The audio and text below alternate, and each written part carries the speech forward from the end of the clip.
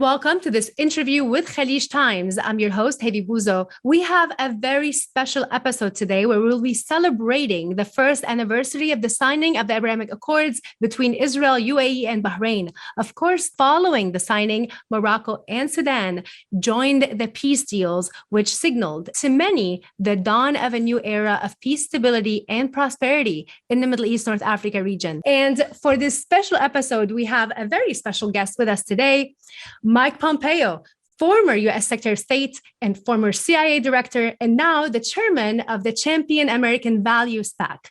Thank you so much for joining us today. Hayvi, it's great to be with you. Thank you for having me on this special episode.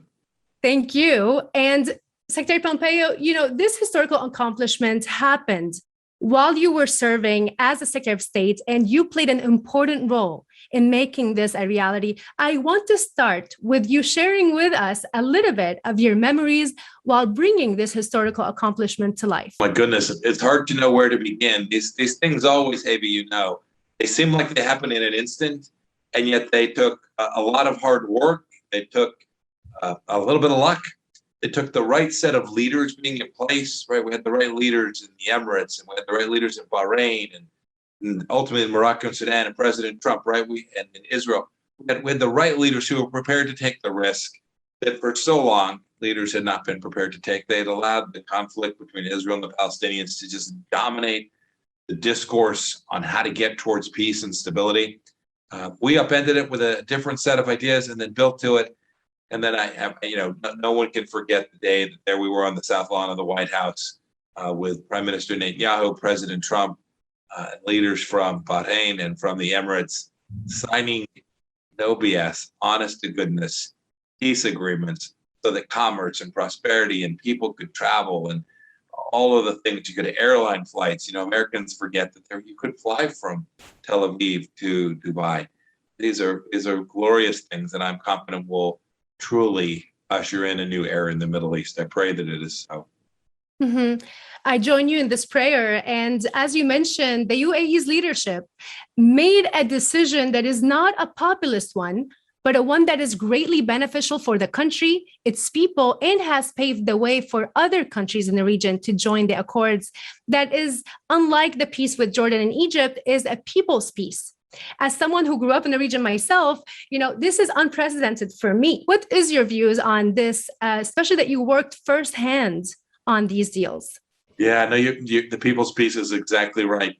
I get asked often, Hayvi, do you think this will last? Or do you think a new American administration will come in, or new leadership in Israel? We have each of those already less than a year in. I think they will last because they delivered really good outcomes for the people of each of the countries. Israelis will be better off, undoubtedly. Emiratis will be better off, undoubtedly. Bahrainis will be better off, undoubtedly. And so I think the demands, you talked about a populist, I think the demands will make clear on the leadership of those countries that they need to continue down this path. It will thank that leadership for the remarkable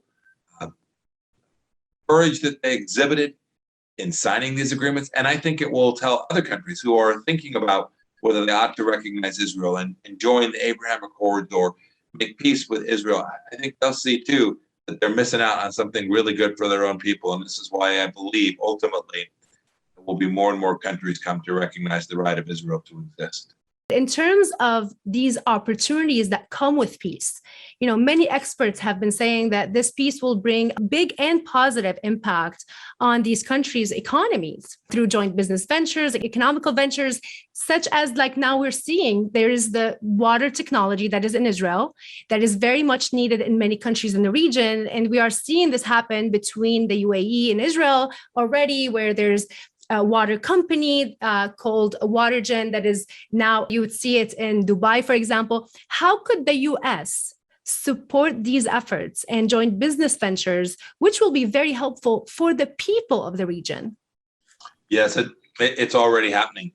I talk to business leaders in America's Silicon Valley or in financial community in New York, or manufacturers from other parts of the country who very much understand now that there are real opportunities there. Not big populations, but real demand from people with capital that can spend on product We know Israel has a huge technology hub. We know that there's a big financial center in Dubai.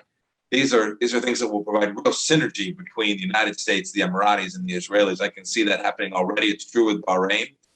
Look, none of this happens overnight. I think there were among some a hope that in weeks or a couple of months there'd be this enormous increase in inter-regional trade. It's happened over the first year, but the best is yet to come. These things take time for the right leaders to meet the right people, to get the right technologies into the right places, to share and learn how others do business. There will be enormous economic benefit. In the United States, I think will find its capital markets be very welcoming. I think its producers that have intellectual property, I think will want to be part of this new set of relationships. I think the United States will be an important player in helping build out the Abraham Accords as a commercially good, and then in turn really good for the people of those countries set of ventures. Lastly, are we going to be seeing your name on a ticket for 2024? We'll have to wait and see what happens. Only the Lord knows. Amen. And thank you so much, Secretary Pompeo, for joining us today. Thank you all for listening and watching. With you, Hayvi Bouzo, and see you next time. Thank you. Have a good day.